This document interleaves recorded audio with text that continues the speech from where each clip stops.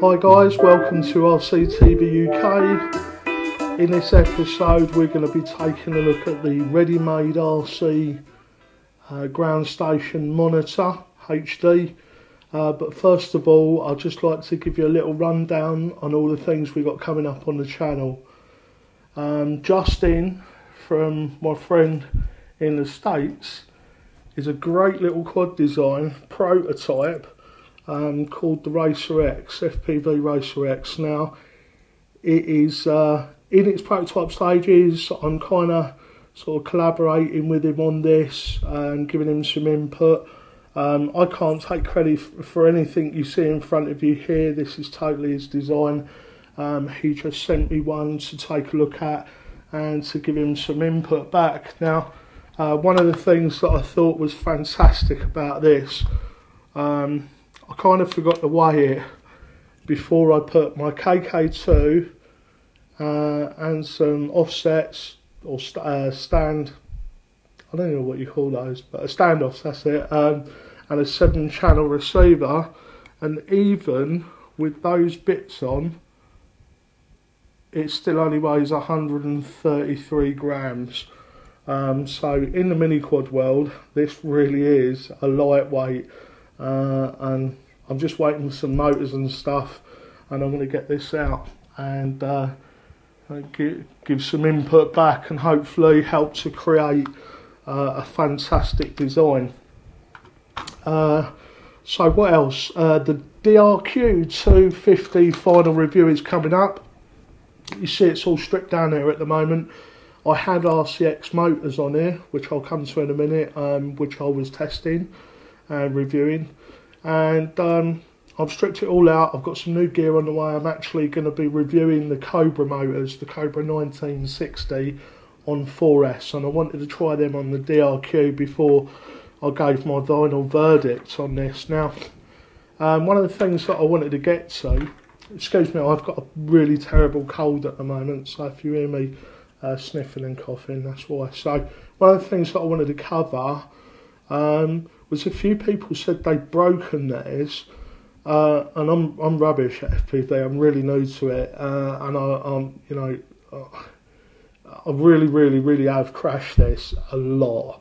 I don't know if you can see that, guys, but there's scuffs everywhere on this. But one thing in common that I've found out, and I've been discussing with people on the forums and stuff, is they haven't got their arms so they can fold back. They've actually used both the bolt holes. Now, if you're flying a DRQ 250 or something that has the ability to leave one of the bolts out, just leave one of them out, because the brakes have been at this section here or on the arms. So you'd have to go something to break those arms, but apparently people have.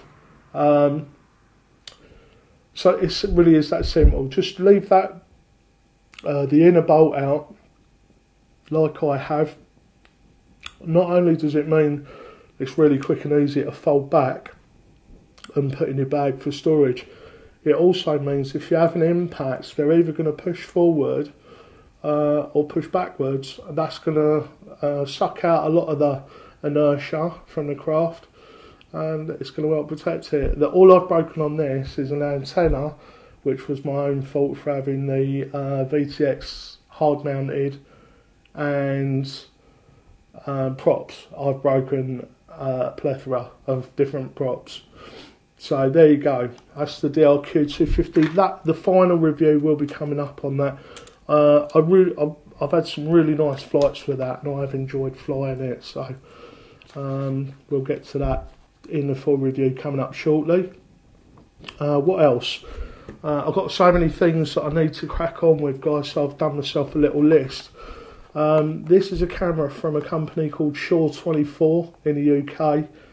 It is the KTNC or KPNC E700 PUB. Now, this is a camera that comes, an FPV camera that comes without the IR filter. And I was out flying this the other night, and I haven't got a DVR at the moment, so I can't record the footage, but I'm so gutted. But I'll get you some. When I come up to do the full review, I'll have you some footage.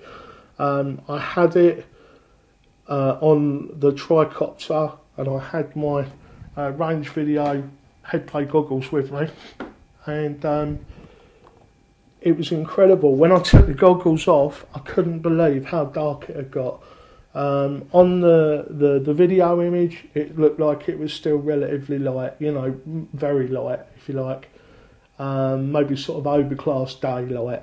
When I took those off, I could barely see the batteries at the base of the FPV ground station. So that camera will be coming up for review soon. It really is good. I've got it with a 2.5 lens, wide lens at the moment, which I'm feeling is a little bit too wide for me. But I'm going to be dealing with that. So what else have we got? We've got the Blackbird 3D camera, also up for a review. I'm looking at this at the moment. I've got it mounted on just sort of an anti-vibration or anti-jello mount. It's two cameras that give you sequential video signal in 3D back to a 3D capable goggle. Let's just pop that back up there for now. Now the Blackbird 3D cam is 420 each.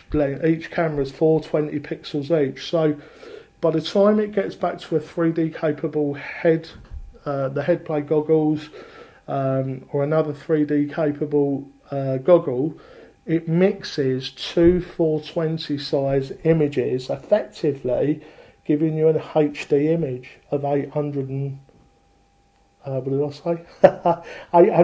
pixels. So this cold's kept me awake a little bit, so my maths not so brilliant.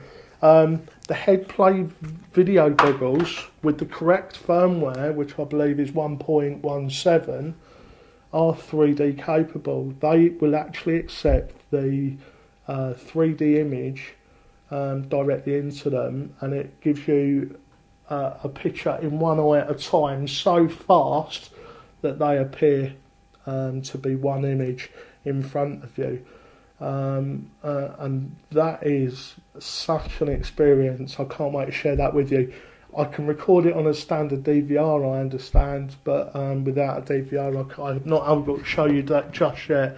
But I've been using the head plates and the 3D camera for a little while now, and it really is fantastic. So I'm looking forward to showing that to you guys. And I guess that about wraps up what I've got coming. Now I just want to tell you a little story before I get to this. Some of you that have been watching the channel a while will know I had all my FPV gear stolen, all my ground station, goggles, everything I owned to do with FPV, with the exception of a couple of items, was stolen. I haven't managed to recover everything.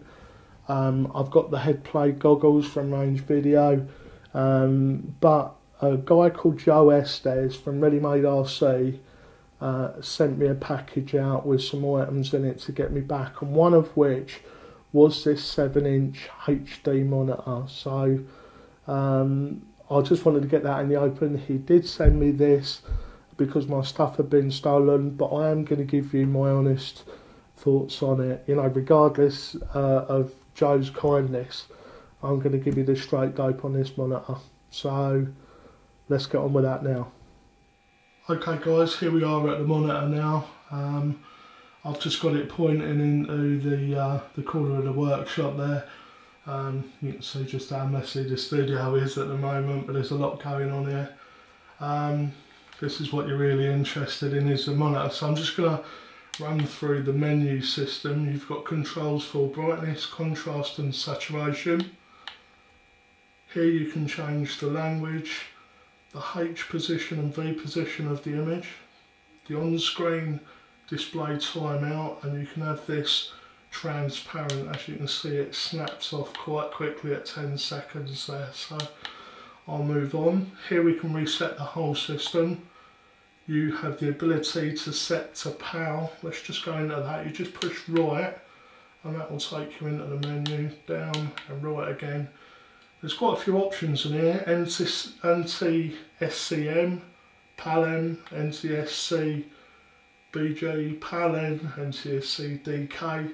I've got to be honest with you, I don't even know what half of those are. I just know that for the setup I'm using it's Power 1. So let's here you can set up for 16.9, and I should have actually set the let's just change that quickly. Go back and we'll change that. We'll set it to 60 seconds, that should get us going. So, just pop back into the menu.